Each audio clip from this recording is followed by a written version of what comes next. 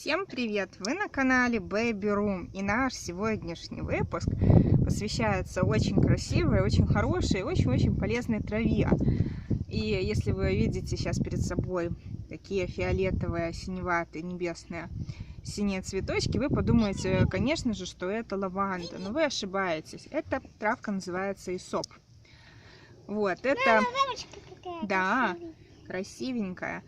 Эта травка относится к разряду пряных трав и является ни в коем случае не приправой, а скорее лечебной травой, которая спасет и защитит вас в зимние времена при вирусной либо бактериальной инфекции, а именно разжижает мокроту при кашле и способствует быстрейшему ее устранению. Вообще эта трава известна еще с давних времен.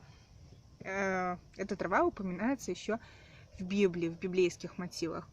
Вот, ну и эффект и результаты довольно-таки хорошие. Очень многие люди покупают семена исопа, высевают. А что самое приятное, что травка это многолетняя. Вот мы один раз посадили, был маленький пятачок, а сейчас вы видите, как она сильно разрослась. Вот, ну и сейчас при цветении, в общем-то, в начале августа можно ее обрезать, делать вот такие пучочки. Я хочу бабочки. Да, показать. Привет. Вот такая бабочка мы поймали.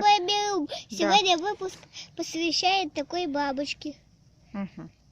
Вот такой вот бабочки. Вот. Формируем вот такие вот, значит, пучочки. Подвешиваем, сушим. И потом можно отламывать несколько стебельков, добавлять воду, кипятить. И получается очень такой приятный по вкусу отварчик, который можно использовать и у деток, и у взрослых при кашле. Всем спасибо за внимание, ставьте лайк. До новых встреч, пока-пока. С вами был канал Baby Room.